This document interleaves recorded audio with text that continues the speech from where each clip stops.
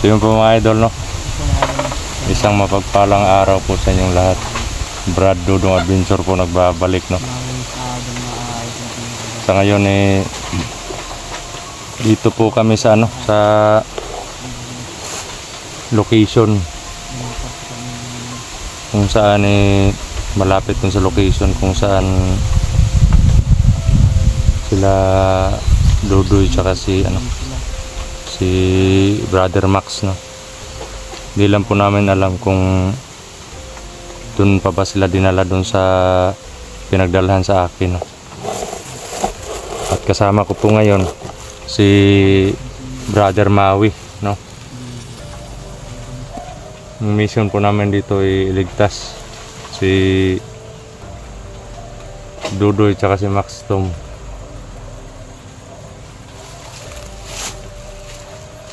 At yun,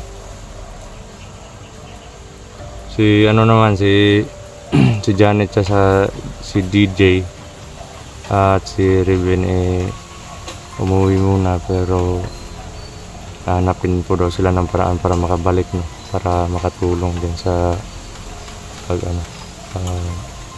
rescue, no?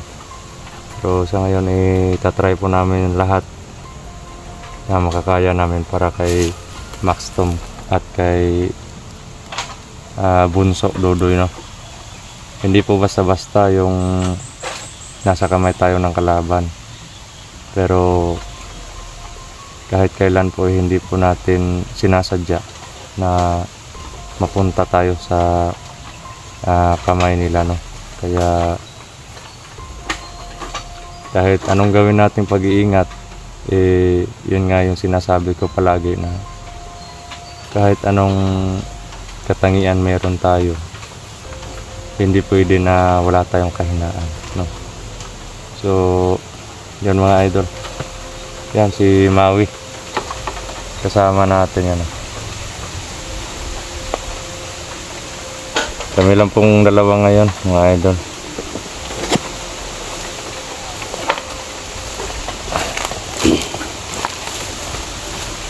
So ano ba, at sa unahan po parang may mga boses kami naririnig kanina. At yun, sa kapatid natin na isang bayani din, maraming salamat sa binigay mo na yung backpack, bro. Maraming salamat, bro. At sa lahat po ng mga nagdasal, sa lahat ng mga tumulong, no? Maraming salamat po sa inyo. Nawalan man tayo ng anting-anting, nawalan man tayo ng yung mga katangian, pero yung fighting skill at fighting spirit, lalong-lalo na po yung gabay ng Panginoon, hindi po mawawala sa atin yan. Kaya laban lang po tayo, at sisiguraduhin po namin na gagawin namin lahat para maligtas lang yung mga kapatid namin na nasa kamay ng kalaban. Hindi po namin sasayangin yung sakripisyo na nagawa nila, no? Para sa pagligtas sa akin. Kasi wala naman kahit sino ginusto yung nangyari sa kanila. Hindi. Oo, wala namang may gusto nun. Talagang nasa lang talaga yun. Kumbaga panahon ba nasa sitwasyon tayo na mahirap ba, nasa gipitan. So ganun pa man, nagpapasalamat ako talaga sa lahat ng tumulong ng mga hunters, mga kasama ko, at sa inyo din mga idol, no? Na hindi nyo ako pinabayaan, hindi nyo kami pinabayaan. At sana po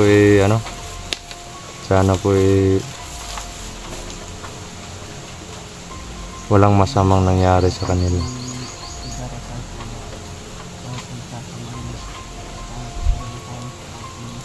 Grabe yung mga idol, grabe yung plano ng kalaban. Kasi nung time na andun pa ako sa kamay nila, gusto nila na Gusto nila na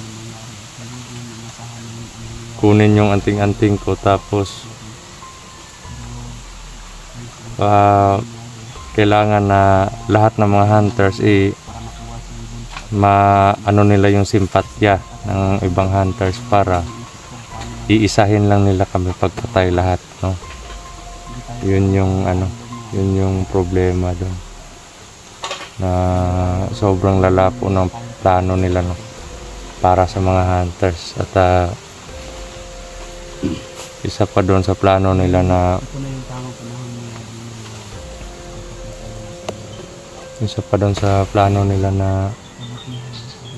pagkatapos na mamatay yung lahat ng mga hunters, pati yung pamilya isusunod, tsaka na sila gagawa ng paraan para hindi lang sa kabundukan yung masakop nila. Hindi naman lahat ng kabundukan ay may mga kalaban katulad nila, pero may mga talaga mga kabundukan na sobrang dami talaga nila, mga idol. Critical. At yun yung gusto nila na sakupin, no? At may mga din na nasa likod nila, yung mga terorista.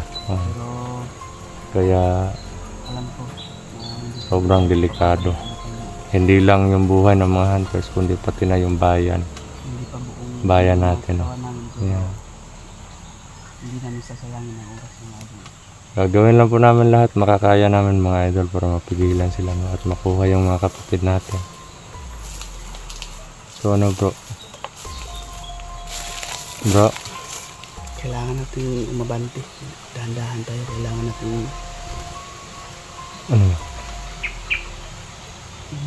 doblihin yung pag-iingat natin. Oo nga.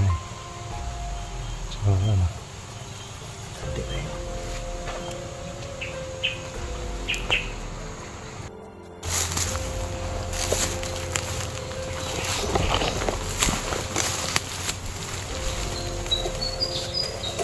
Yung mga idol, bante po kami.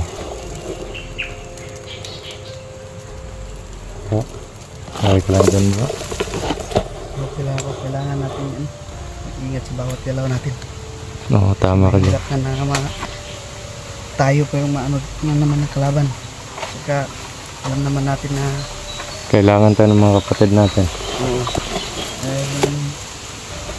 Oras na kailangan tayo ng kapatid natin. Doble ingat lang tayo.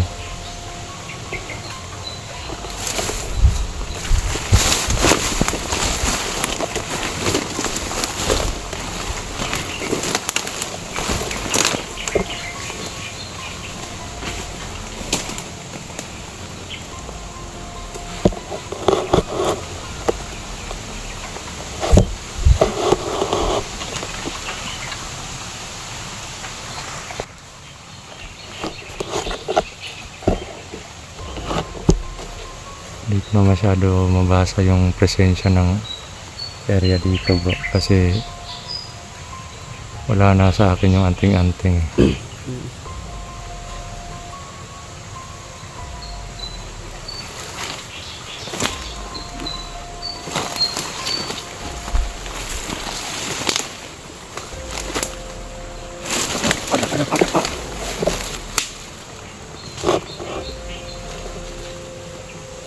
Teka mo yan, mga kalaban, mga idol.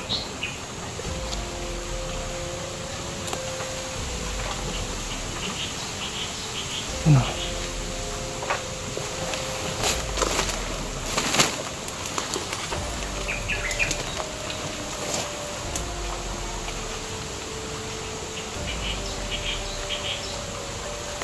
May mga baril sila, bro. Oo nga eh. Mahaba yung baril nila.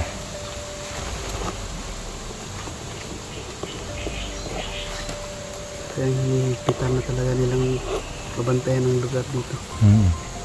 Hindi tayo pwede makipagputukan sa kanila kasi Mabubulabog tayo. at isa pa, kunti lang yung bala natin. Oo. So gagamit tayo ng matinding strategy. Kung kaya natin mag silent kill, silent kill muna tayo. So wala din akong itak, naiwan dun sa naagaw ni Widal yun. At yung kamagong, hindi pa pwede yung dalahin, di ba? Kasi hindi pa tapos yung ritual doon. Kailangan tapusin na muna natin yung ritual sa paggamit natin ng kamagong, kasi alam naman natin na isa din yun sa mga Ano ni... medalyon na isang kalaban na pwedeng kahinaan niya. So ano, ganti tayo.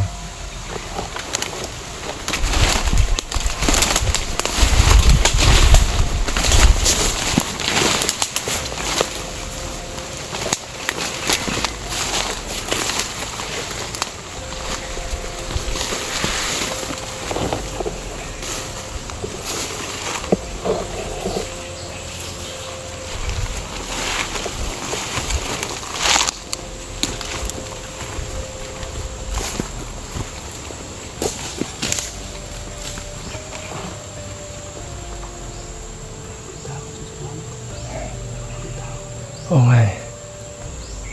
Sino nagbabantay? Yung mga magdula ng baril na wala dyan. Oo. Parang ubamante doon.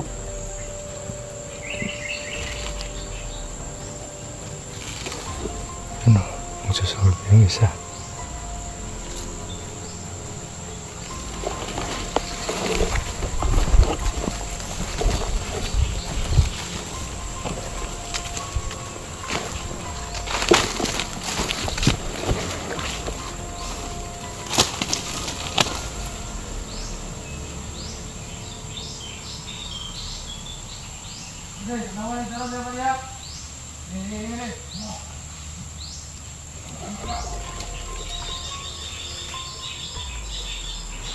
Apat sila dito mga idol, na tapos yung dalawa nagsusorbe.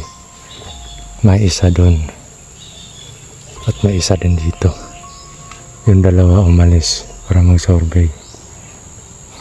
Bro, kung kaya natin silent kill yung dalawa, silent kill natin. Sa'yo yun. Yung dito banda. Yung banda. Ako nang bahala dito. Ingat ka lang ha.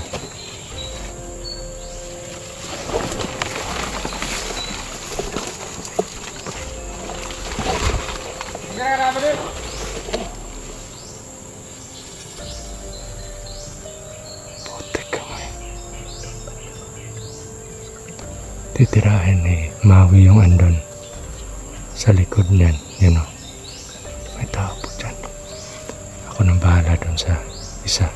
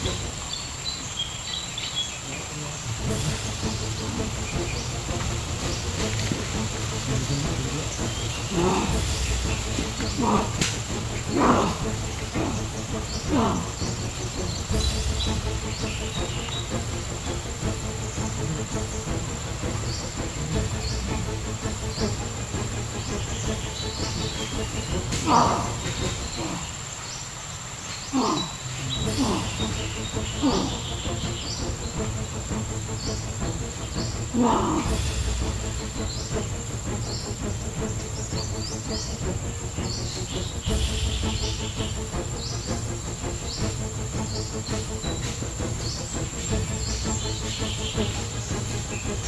lang bro.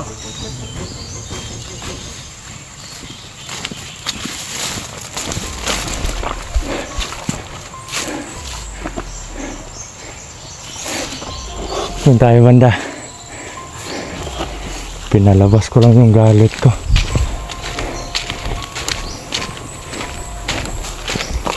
Para kumalma yung isip ko mga idol. No?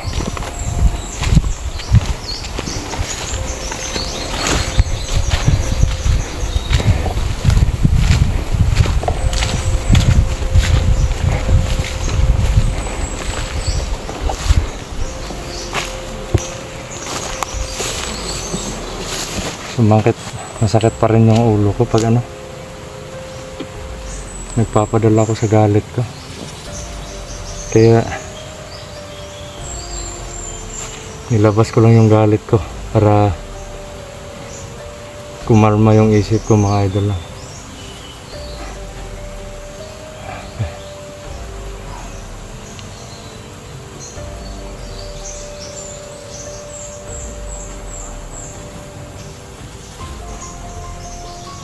Okay ka lang bro.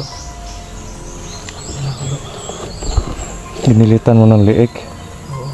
Grabe ka naman. Dito dapat sila magtagal sa mundo. Oo. Yung mga tao. Tama ka dyan bro. Ang dami na nilang napipirwisyo. Lalo-lalo na yung mga kapatid natin.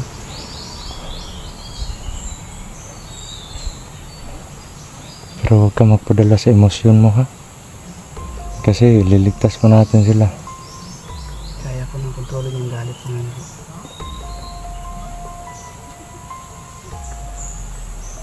Mahirap na. Sa galit natin, doon pa tayo mapapahamak. Bro. May ano ako bro eh. May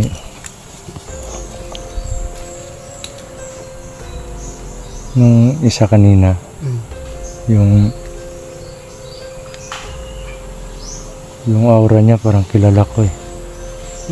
Yung tindig niya tsaka yung parang Yung nag-survey kanina. parang kilala ko yun eh. Hindi ko lang Hindi mo lang masigurado. Oo, hindi ko lang masigurado.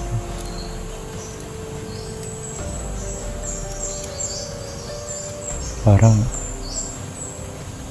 Iba yung pakiramdam mo doon. oo. Parang kilala ko talaga yun. Pero hindi pa ako sigurado kung sino yun. Masama yung kutob ko. Mga idol no. Masama yung kutob ko sa ano, nakita ko kanina.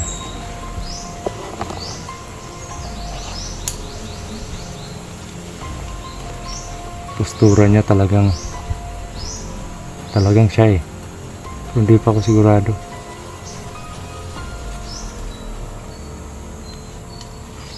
So, may nakukutuban ka doon sa kanya. Oo. Matagal ko na din siya hindi nakikita eh.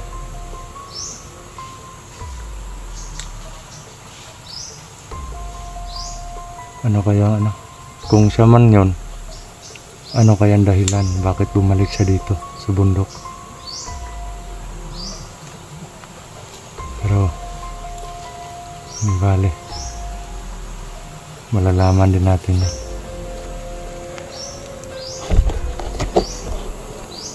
Kasi alam naman natin na lahat na nangyayari may dahilan talaga bro. Oo, tama ka dyan. Kasi example na yung nangyari sa buhay ko. Lahat ng nangyari sa buhay ko may dahilan talaga.